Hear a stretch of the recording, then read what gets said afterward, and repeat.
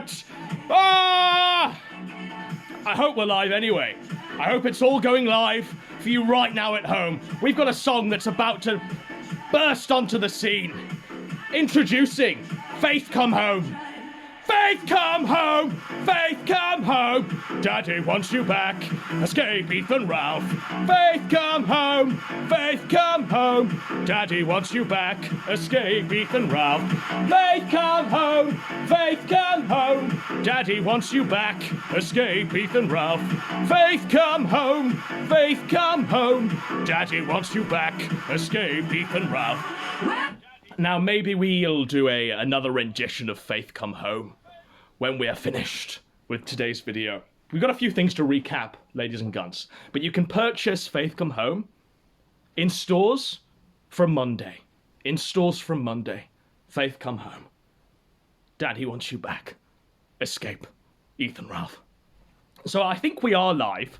I've managed to work out how I can get the chat on a separate device so I can read it. People are pressing 1 in the chat. Whatever that means. Whoever's catchphrase that is. I've never said that before. It's nonsense. It's nonsense. It's just endless spams of 1s. Just as when we're in Rand's chat, we're spamming the ants there. The ants. We've got a few things to cover. I should probably just relay to you all that I slept through last night's show. I slept through it. Just on my way to work this morning, I turned on my phone and there was about 50 different notifications from PPP. He called me on every single app you can possibly imagine. And I'm just sat there going, oh, fuck. I tried to stay up to 4 in the morning so we could finally crucify Ethan Ralph and interview Rand there, but I've managed to catch up on the replay. It seems okay. I mean, Rand was very honest during that. He was almost downtrodden. He told me beforehand, because I booked Rand, by the way, he told me beforehand he was somewhat trepidatious about appearing on with PPP because PPP may at any time display his anus. And I said, well, look, Rand, I'll give you this promise. You can be somewhat trepidatious about something else, but I promise you that PPP will not display his anus like a wild animal. He's not going to do that, Rand. Instead, we'll give you a platform to air your grievances upon Ethan Ralph, to finally tell the world your truth, Mr. Rand. And he came on, and I think he did a good show. He didn't shit on Ralph as much as we thought, the real Rand. Instead, he decided to play it safe. He relayed the story about his own wife's miscarriage and how he told Ralph in confidence about his own wife's miscarriage, and instead of offering any consolation or any solace at all, Ralph decides to fire up OBS and start recording. Rand said that was one of many seeds of destruction that have been sown that have caused his relationship with Ethan Ralph to disintegrate. The straw that broke the camel's back with Rand was that he decided, I can no longer associate myself with this mensch. He is no longer my mensch. Ethan Ralph, I owe everything to you. You are my king. But I have to cut ties because you are hosting 2 leftists on your show. So Ralph does a show with 2 boring leftists. It's so boring. It's so appalling. There's zero confrontation, 0 challenge, 0 anything. Like, it was just appalling. It's 3 hours of Ralph and Gator filleting 2 leftists. Now, that's fine, right? But isn't the Killstream supposed to be like a right-wing podcast? Isn't it supposed to at least offer challenge to people like that? I mean, they were easy fruit as well. They were easy picking. So whatever the fuck that was. So that's what caused Rand to defect. He crossed the other side of the Iron Curtain. And it was glorious. It was absolutely fine. But I slept through it, so I want to apologize for sleeping through the show. I hyped it up. I cut promos. I did my best to make sure you were all watching. I don't know how many live viewers we had, but I hear on the grapevine that we trounced Ralph. We beat Ralph into a bloody pulp. To the point where he spends 3 hours last night, 3 whole hours, hyping up a 3-minute audio recording that he surreptitiously acquired via a dalliance with Mundane Matt. Now, this was hyped up the whole day beforehand, and I was expecting him to just play it at the top of the show and then have Warski, Dame, Guntguard capos just force laughter over it and try and autistically gaslight their audience into thinking this was an epic own of Mundane Matt. Alas, ladies and gentlemen, what seems to have happened is that 3 hours go by of dead air, literal 3 hours of dead air. Ralph is seething, Ralph's looking at his phone, he's got on his phone, you can see if you pause it, if you're Joshua Moon and you can detect meth teeth in a split second, you can see on Ralph's phone that he's browsing the Kiwi Farms. He's looking at our show. He's looking at the viewers. He looks upset. He looks sad. He's drinking heavily. It's terrible. It's a decimation of Ethan Ralph. Not just in person, not just in character, but just completely. He's being decimated. We're fist-fucking him constantly, every night, 9:30 EST. Even when I'm not awake, it's happening. So that's what's happening there. But for 3 hours, he hypes up Mundane Matt. He hypes up... Okay, we've got 336 live viewers, which is more than I expected, to be honest. So he's hyping up this recording with Mundane Matt. It's shit. It's just shit. We finally get there, 3 hours in. And what is it, really? It's Ralph with a script, calling Mundane Matt, having acquired his private number. He calls Mundane Matt and he says, "Matt, it's me! It's me, Matt!" And Matt's driving, he's delivering Ubers, Uber Eats, fast food to the masses, feeding the lockdown victims. What a mensch. And Ralph proceeds to just say, "Oh, I made $400 last week, what have you done?" And Matt says, "Well, I'm a worker, I'm an honest man, I do an honest day's graft." "Ah, well, you are not the father of your children, ah!" And Matt goes, "Well, I mean, at least I can be a dad to my kids, unlike your dad was to you." And then Ralph goes crazy, he's like, "Ah!" He's just screaming and bawling down the microphone. Matt's perfectly deadpan, like, it's crazy, it's absolutely crazy. How they tried to spin this is a Matt BTFO. Like, it's just gaslighting in its most definitive sense. That was not that was not a smackdown upon Jobbo, not at all. If anything, it was reversed. Like, Matt did a good job there. He was cold called, he had to think on his feet, and he had some great stuff. So Matt brings up, "Well, the fact you're dating girls fresh out of high school, what's the matter with you?" And then Ralph just cuts the call. Like, that's what he does, he just cuts the call. After 3 minutes, the moment the pedo shit's mentioned, he cuts the call. And then he hypes it up on his show saying he's BTFO Matt. That just simply did not happen. It just did not happen, ladies and gentlemen.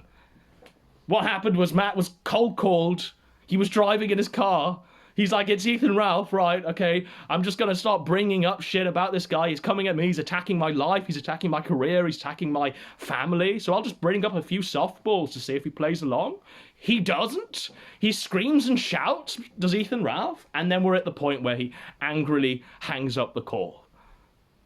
In what world is that a win for Ethan Ralph? Like, and then the next hour or so of this kill stream is him and Warski moral fagging, concern trolling and saying, "Oh, Matt should never have brought up that your father is dead." Well, your father's not dead, Ralph. Ronnie Ralph is alive and well, living in Peterborough, Ontario. He lives in a trailer, ladies and gentlemen. He escaped Ethan Ralph, Guntsville, Virginia, there. Because he was ashamed. He was ashamed of his own flesh and blood. He decided to emigrate in shame.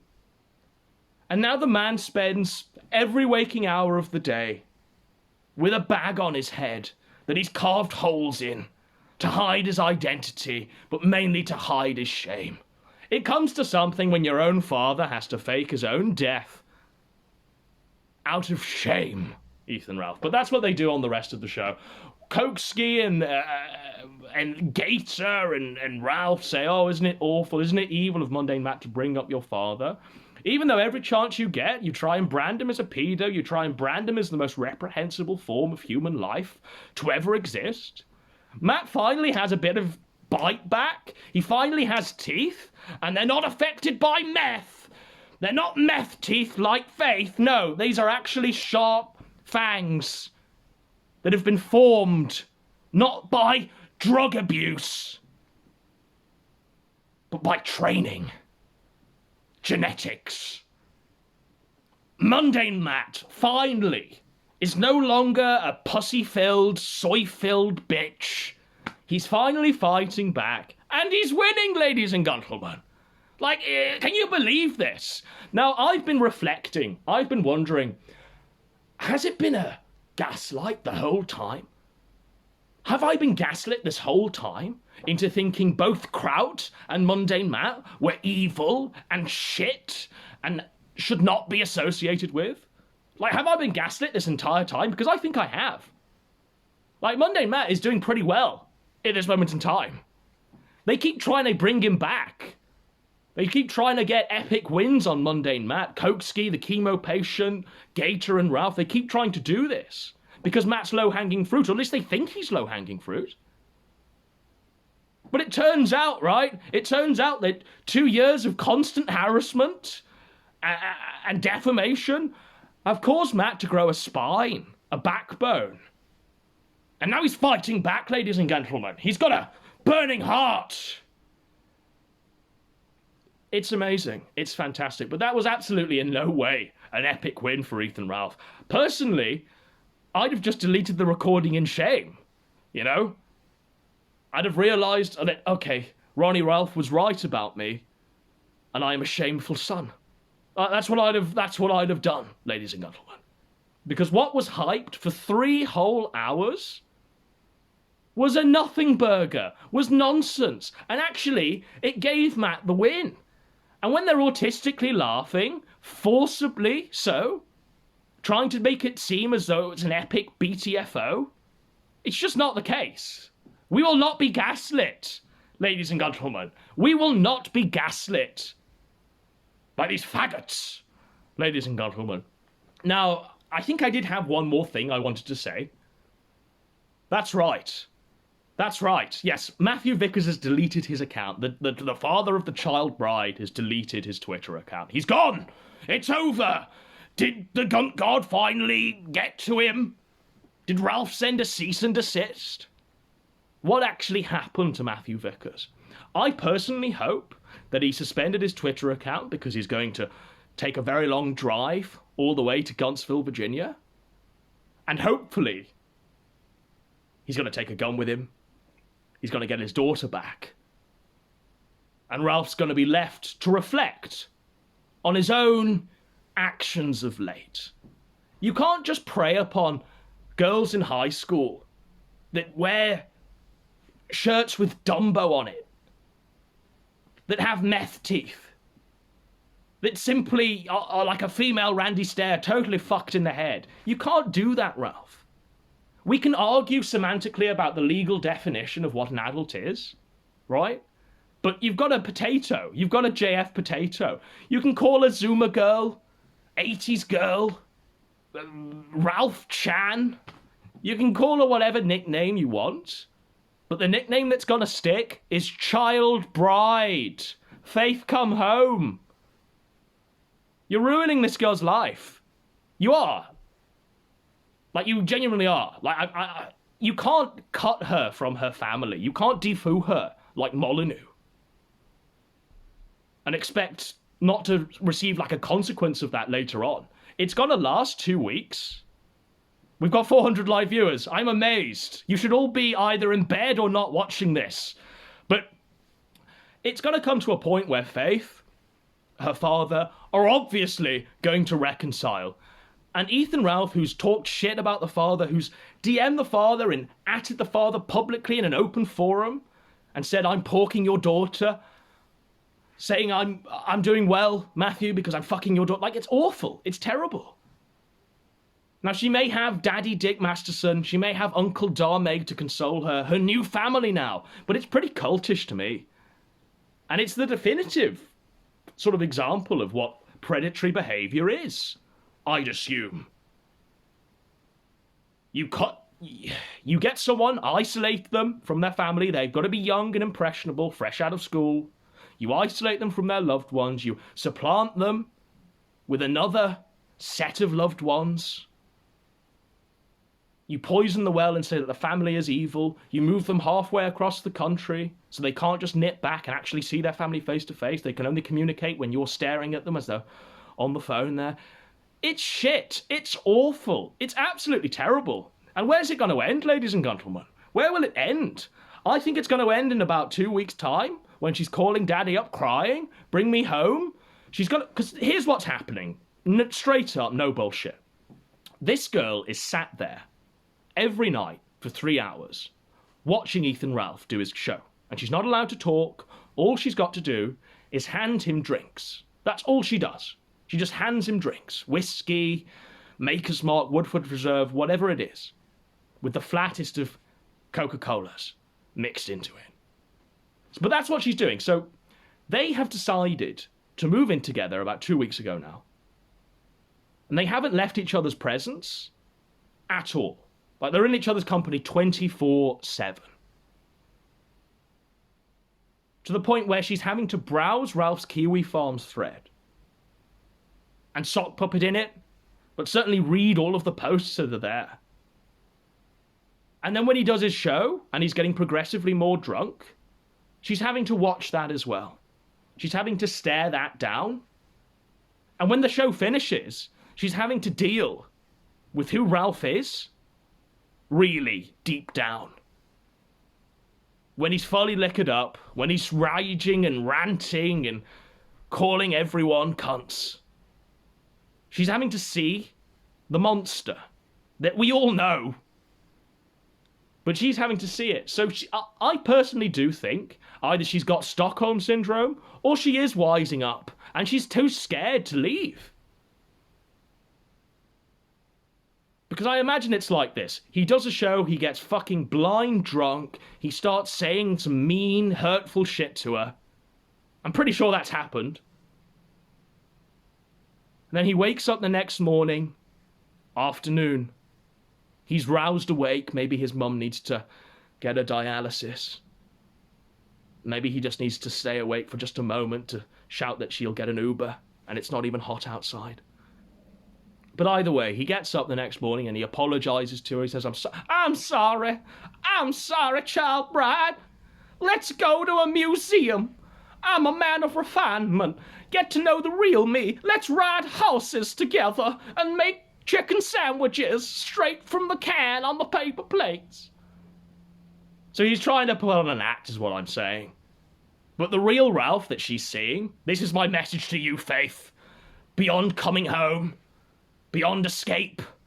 But my message to you is that the man you're seeing, who's liquored up, completely blind-faced drunk, and saying some real hurtful shit to you, is the real Ethan Ralph.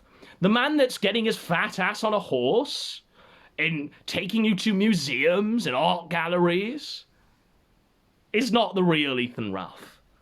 Ralph's ideal form of living is lying on a bed in his mother's trailer until 9:30 p.m. and then heaving himself up to the computer there to check if Gator's booked his show for tonight. That's exactly how he lives, and that's how he likes to live. Obviously, he likes to mix in the Maker's Mark every few seconds, but that's essentially Ethan Ralph's life.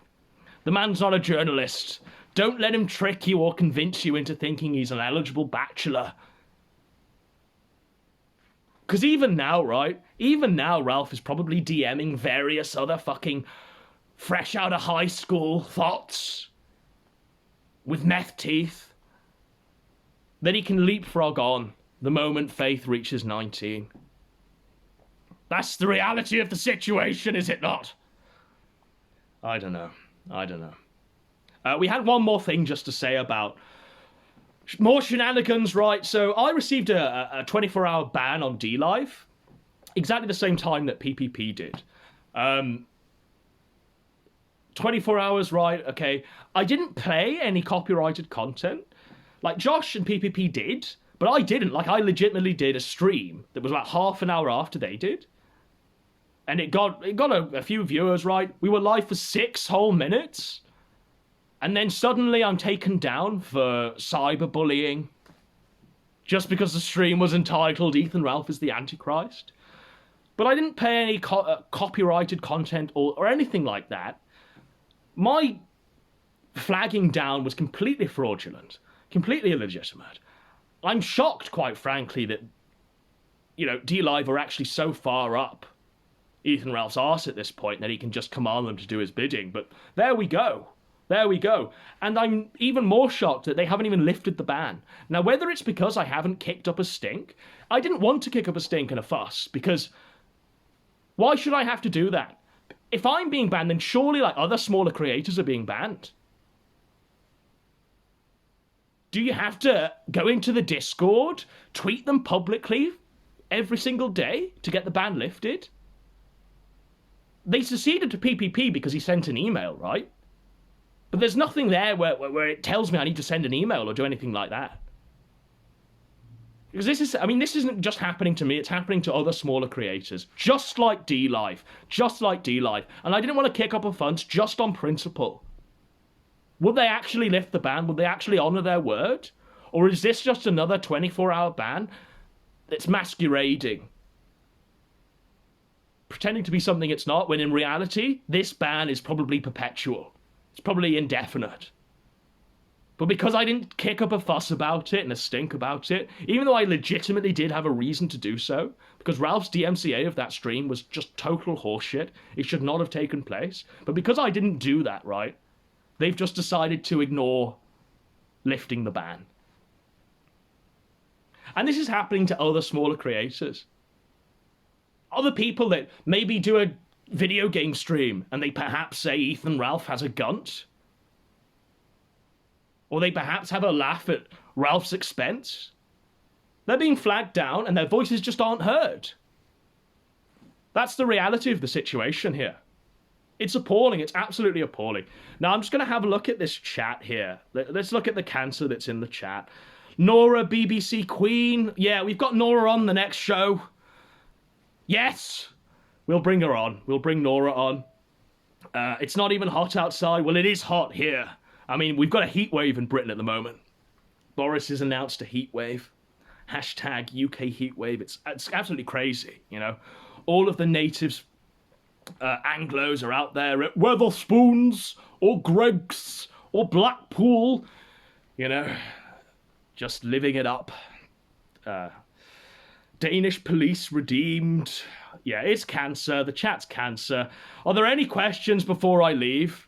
I was personally going to fill the hour. And then Josh is following afterwards with a Mad at the Internet where he's commenting on a few things. Danny Green says, if Ralph is flagging you guys, should prove it so we can laugh at him like we did Matt. Like, sorry, buddy, if you've not been keeping up with what's been going on. But it's pretty obvious that this is what's happening. There's thousands of screen caps and evidence and receipts. Your ineptitude at actually locating where the evidence is not my fault. It's not my fault. I'm afraid. I'm sorry. But the information is out there. So before you, like, start piss posting in the chat, Ethan Ralph didn't do nothing wrong. Well, look, go to ethanralph.com and you can just see a few things of what Ethan Ralph has done wrong. That him flagging down me and Josh and PPP, I mean, it's not even the tip of the iceberg compared to what he's actually done. The man ate burgers from the trash. He wore a shirt into the swimming pool. High fucking crimes. High crimes. T-Clips has just made a clip. Whatever that means. Are you going to beat the Jannies with their broom? Well, at this point, right, they're not even using Jannies to do their work. Like, Ralph didn't even send Gator in to flag us down. Ralph personally went into that Discord, and you can see it, right? It was not made up.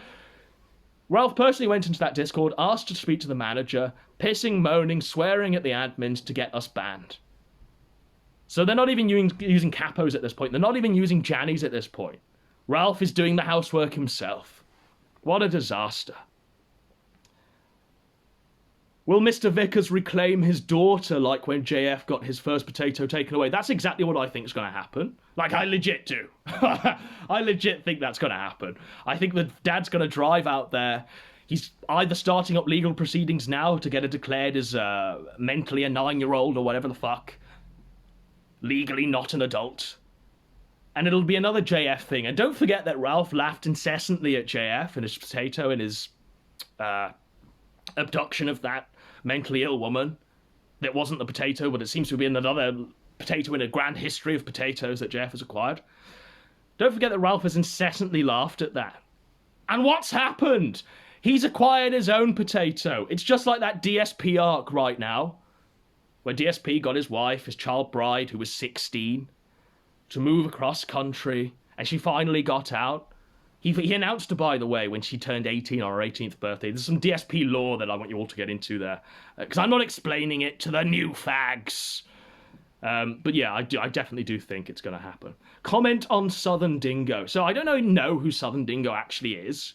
My only knowledge of him is through PPP saying, oh, this guy has sent me a DM, or I've sent this guy a DM, and like, who is this guy?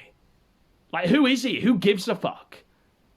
He calls himself like a figurehead of the alt-right. I've never heard of him. No one I know's ever heard of him. He seems to exist solely on Ethan Ralph's kill stream, where he fluffs his balls and doesn't call out the fact that he's deep-throating bland leftists on his show. What more is there to say about Dingo? But apparently we're supposed to believe he's the leader of the white race. Like, who cares? Who gives a fuck? The guy's claiming credit for acquiring Mundane Matt's number. From people who called Sargon and called Paul Joseph Watson and various other members, right? Well, maybe if that is true, right? I can believe that's true, by the way. If that is true, then, like, why are you even aligning with people like that who are entirely opposed to you going on Ethan Ralph? A known, like, what, race mixer or whatever you want to call him, a known degenerate, right, Ethan Ralph? You're interacting with, like, hardcore British nationalists who have given you this number, who call the members of, what, the E-Celebs cartel, and doorstep them with race realism and stuff like this. This is what they do. You can see some stuff out there on the YouTubes there. When in fact you're just doing it to troll Mundane Matt, so you can make Daddy Ralph happy. Somebody who's entirely opposed to all of your politics, who doesn't live in any way that can be considered a traditionalist life. Like, get a grip, buddy. You're nothing. You're nothing. You're Dingo. Dingo. You'll end up like Rand, I assume, where you're probably promoted and you say something that steps slightly out of line with what Ethan Ralph has got on the play script today, and you'll be booted off the platform. He'll throw you out like a sacrificial lamb to the admins there so he can stay on the platform himself and throw you away. You'll end up on Bitwave, you'll have some ants posted at you, you'll spurg out because you're retarded, and you have the IQ of a puddle. You have had a 10-minute read of Paul and you think that's formed your entire worldview. Go away. What else have we got? What about Turk Feb auditioning for a part in the Snyder Cut? Yeah, I think so as well. I think that's where it's going to happen. I think Turk February is the greatest single actor of our times, but the guy we got before Turk, who was going to do it, who you all know and love, your daddy, your king, who's gone AWOL, but is definitely on our side, he was going to do a sterling 10 out of 10 job. Turk February did a 9.5 out of 10 job, but the guy we had beforehand would have made you all die. It would have been amazing. Who's the worst Guntguard? That's by Cumpillow Gamer. I don't know, Dame? They all seem to vary, right? They all seem to vary every single day because each one of them does something worse and more reprehensible than the last time someone did something more reprehensible. Like, I will say that Gator's probably the best one because he's loyal, first and foremost. Like, the man knows loyalty. He's not Judas on Ralph yet when he's had plenty of opportunities to do so. I'd say probably the second best one is likely Rand before he snaked and defected. because at least he was somewhat entertaining. And then we're really plumbing the depths. Like, in my mind, Bibble, Fragmenko, and Koksky are about the same level of shiteness. Dame is slightly worse, because he seems to subsist entirely off playing mundane Matt voice clips and breaching Cenk Pesos's, Cenk Uyghur's paywall and playing the clips on Ethan Ralph's show. I don't see Cenk fucking DMCAing Ralph for that. But yeah, the guy's a parasite. Dame is just unfunny, untalented, a complete no talent. If I've forgotten any of them, any of the Killstream Guntguard, I'm sorry. What about Kaz? Yeah, Kaz is the worst one, because Kaz is a traitor to England for supporting Ethan Ralph and staying up every single night till 4 in the morning, half 4 in the morning, just so he can restream Ethan Ralph on the chill stream. Yeah, Kaz is the worst one. The worst one. Absolutely bottom of the barrel, Kaz. Can it get worse? Can it actually get worse? I mean, who's next? Who do they bring into the fold next? Probably Dingo. But who's going to replace Dingo? The worst co-hosts in the entire world. Surely the point of having co-hosts, and certainly many of them, is so that they can fill the dead air and perform an entertaining show when you yourself are a bit low energy that night. Instead, whenever Ralph is either not talking for 5 minutes or doing something else, checking Kiwi Farms, checking PPP's live stream to see if he's being BTFO, instead, these guys cannot carry shit. They can't carry any form of dead air. Like, it's shocking. It's absolutely shocking. Why have 5 co-hosts simultaneously if not one of them can filibuster and fill dead air? It's just a shit show. It's an absolute shit show. It's the commie ants, Godwinson. Yeah, it's commies that have posted the ants. They've all collectivized. The ants have collectivized. I'm somewhat trepidatious about the ants. Say the 37 words, Godwinson. Yeah, well, if you write them down, I probably will. But I'm sorry, I didn't memorize the 37 words. So let's just explain the lore of the 37 words, right?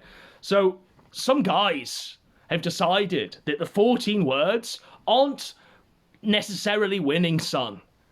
They're a bit optically fucked, son. They're not exactly gonna bring round the native population of England that think that the Nazis are evil, son. So they've decided to conflate 37 words that say as much, that mention the Empire, that mention, Jam and Jerusalem and how great we all were and all of this stuff, the British race, And the British race contention is the point that all of these Mark Collette capos are spurging out over because they want you to say the 14 words so they can arrest you for hate speech and put you on a watch list, ladies and gentlemen. That's why they want you to say the 14 words. And the capos that are telling you to do this and disregard the 37 words, right? The capos that are telling you to do this are brown. An elderly brown man is LARPing as the leader of the white race in England at this moment in time. You thought we couldn't get even more paused than we already are now. You thought it was all over for England. It gets worse, ladies and gentlemen. We've got an elderly, geriatric old man who's missing his hip, leading the white race in England at this moment in time. Deus vaulting, telling us to say the 14 words, or we're all optics cucks. He's brown! Alas, that's the shenanigans with what's going on in England at this moment in time. We've got a heat wave. Boris is mishandling the coronavirus lockdown. Weatherspoons is open and has half-price deals. And the leader of the brown race is calling everyone optics cucks for not praising the white race. Presented to you there and then. Right. I think that's it, ladies and gentlemen. I think that's it. We've got 500 live viewers. I don't know what else there is to do on the show. I'm trying to read the chat. I might have to actually refresh this because it's frozen. Just any questions? Let me round the hour out. Lead in for Josh here, who's coming on with a Mad at the Internet where he's going to lay it all out. Going to lay it all down. Will Liam Neeson play Mr. Vickers? in the made-for-TV movie created about the story of retrieving faith. Well, this is it, right? He's going to call up Ethan Ralph and he's going to say, I have a certain set of skills. I will find you and I will kill you. It's going to happen. Matthew Vickers is on a Liam Neeson-style, John Wick-esque, Charles Bronson in Death Wish-esque quest for revenge and blood and to bring his daughter home, and that's what's going to happen. Like, you can't make it up. Bison Steve has donated 1 lemon and will be whipped from the temple like the shameless, dirty grifter he is. Go! Leave! Retract the lemon! You fucking scum! Pond scum! I don't do this to grift in the gutter like your heroes, Ethan Ralph and Toad McJudas. I do this because it's right! Alright. Wild Smile and Xander coming soon. So Razmaz is the only person in the entire world that's hyped for Wild Smile and Xander. I guess we'll get them on. From what I know, last I heard, Xander was being a bit of a ghost fag, where he was just ignoring all requests to come on the show because we had to reschedule him in favour of Matthew Vickers, in favour of Turk February's performance there. But who knows? Who knows? The thing is about this side of the internet is that everyone has really weird autistic beefs that simply should be set aside for the entertainment. For example, right, we've got the Kinodrome coming. The Kinodrome. PPP is the Kino Keeper. And I myself am the Nectar Necromancer. And what's going to happen, this is the format of the show that's coming on Saturday, ladies and gentlemen. Myself and PPP, half an hour before we go live, we're going to set up a Discord call where we throw out the invite on Twitter. And what we do is we get about 30 spurgs in the Discord call. 30 spurgs just screaming and shouting at each other. People who hate each other's guts. And then one of us, well, both of us, we choose a champion. We choose one to represent us in the Kinodrome. So we whittle down the 30 spurgs and speds down to 2 champions. The champion of PPP, of the Kino Keeper, and the champion of Godwinson, the Nectar Necromancer. And we pit them for an hour. They can scream, they can shout, they can dox each other, they can display their anuses and scream. They can do whatever the fuck they want, ladies and gentlemen. The Kinodrome. The Kinodrome. But that's the format of the show. So that's what we're trying to get. Now, the headline show that I thought would be really good as episode 1 of the Kinodrome, that would absolutely set up the show really well, would be, let's get Xander and Josh to hack it out. It's not going to be about the J's or the ethno states or the 37 words. It's purely going to be about 2 men's autistic beef with each other. They'll be spurging out, they'll be screaming, they'll be shouting. It'll be amazing, the Kinodrome. So we tried to get this set up, and both sides apparently have fucking issues with this. Instead of just coming on and screaming at each other on the Kinodrome, no, we have to, like, autistically play diplomacy with Josh and Xander. So I don't know what's going on. But Saturday is where you should be. Here, on the Kinodrome, where the Kino Keeper will set his champion upon the champion of the Nectar Necromancer. Only one man may live and attain the title of King of the Kinodrome. So that's what's coming on Saturday. Get Zidane on. Like, where is Zidane at this moment in time? Like, who cares about Zidane? More people are donating lemons. Will PPP put on a vest if he gets 1,000 followers? No. If anything, he'll lose more clothing. And he'll just do the shows nude. To spite you. Any updates on Sargon? That's from Dame there. Well, I mean, we did Sargon. If you watched the show yesterday, I tell you all about Super Sargon, how we almost had him, how it all slipped away, how we all had to try and convince Kraut to prostrate himself and debase himself before Sargon on a hot mic so we could get him and swear loyalty and kiss the stepfather's ring. So catch up. There's nothing to say there. Will there be a Golden Gun for best performance? There will, but we've got a few more performances lined up. We've got a few more shows lined up before we actually settle who the Golden Gun's gonna be. And don't forget, we always stream the moment the Oscars go live on the Golden Guns 2020 there, so I think we've got till February for that. So, I mean, there's just nothing in the chat. There's just nothing at all. I'm trying to filibuster for 15 minutes before Josh goes live, but I don't think there's anything. There's absolutely nothing. Right. Address the Andy co-host question. Right, okay, so Subcultured right now is being co-presented by a chemotherapy patient. The man is this bald skeleton. Apparently he's only in his 20s, but he looks like he's going through chemo. He looks like he's weeks away from death. He looks as though he's already said goodbye to his family. And he's bizarrely doing a show with Warski where he's saying that he's an old fag. He browsed 4chan V back in 2012 and did so for 12 hours a day, and that makes him informed about mundane Matt's activities. Like, it's shit. It's total shit. We've got nothing to say about that show at all, really. Warski's threatening to say the N-word and stuff like that. It's just nonsense. It's garbage. It's all botted. There's no redemption arc for Warski. Mike David said it best when he said, "You should be in jail. You are not funny. Go away. You're toxic. You're garbage. You're in the sewer, Warski." The only way we can redeem Warski is if he actually does face penal punishment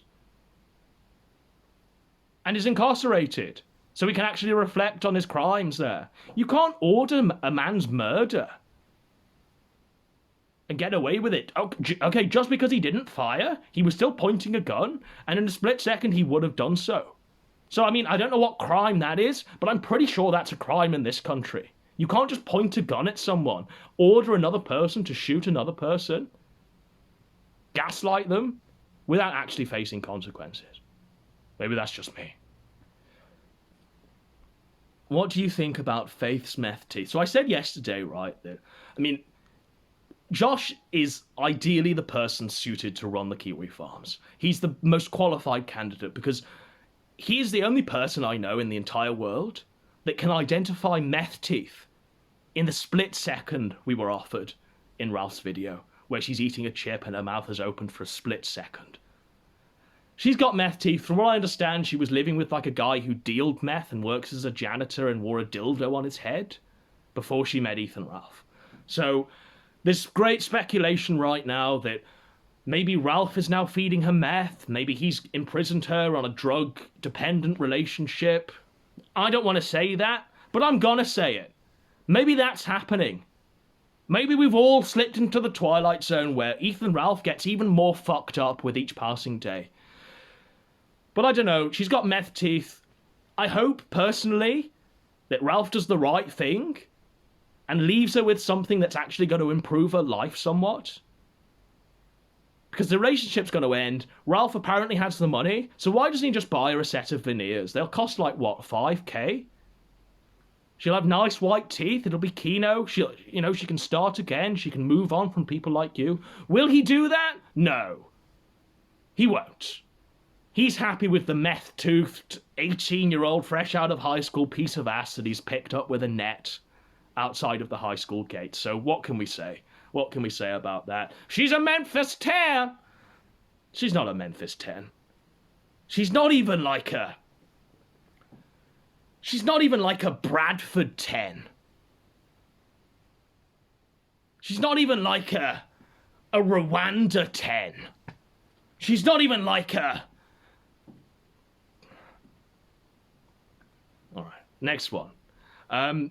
Ralph needs to be on Jeremy Kyle. Yeah.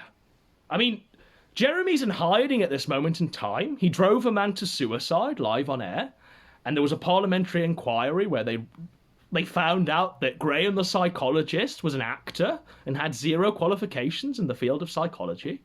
And they found out that the lie detector results wasn't even like 5% accurate.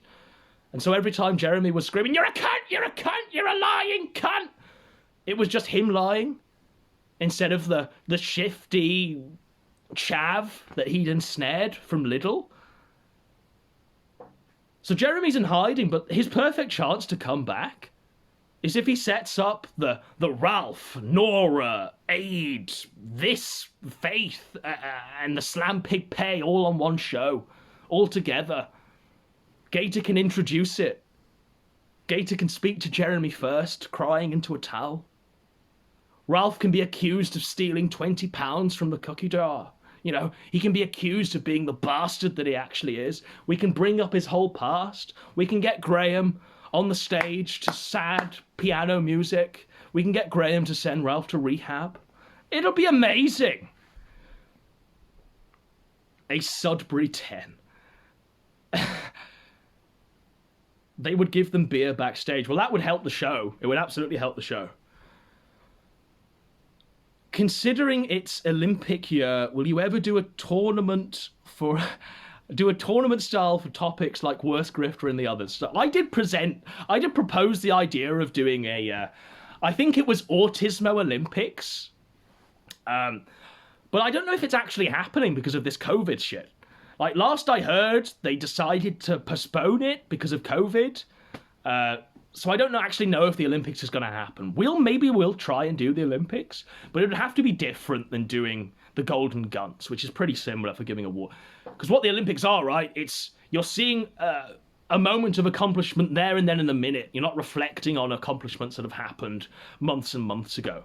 So maybe we'd have to, like, do a Kinodrome, where we give the strongest debater, the strongest Spurg, a medal, a gold medal and a silver medal. Who knows? Who cares? But that's a good idea. Jim killed everything. Yeah, I suppose he does it. He opened up the floodgates for people like Toad McKinley, Mick Judas to think it's okay to grift, for people like Dame to think it's okay to grift, for people like Ralph to even think it's okay to grift. Yeah, the guy has a lot to answer for, but you know what? He's all right. He knows what's going on. Like, he realizes what's happening. He's not an idiot. He just doesn't want the heat at this moment in time. The chat is frozen again. The Kinodrome is the new Olympics. Who's worse, Jahans or Ralph? Ralph, 100%.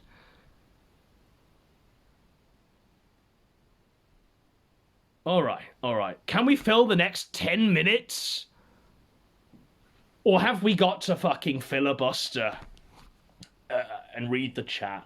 So we'll try and do another rendition of Faith Come Home, because as we've got like 530 viewers, we'll try and do another rendition of Faith Come Home.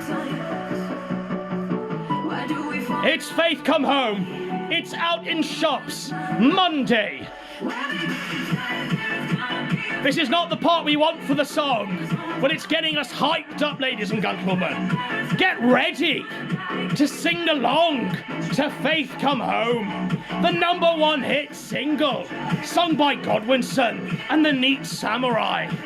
Yes, ladies and gentlemen, Faith Come Home, Faith Come Home, Faith Come Home. Faith come home, Faith come home, Faith come home, Faith come home, Faith come home, Faith come home. Daddy wants you back.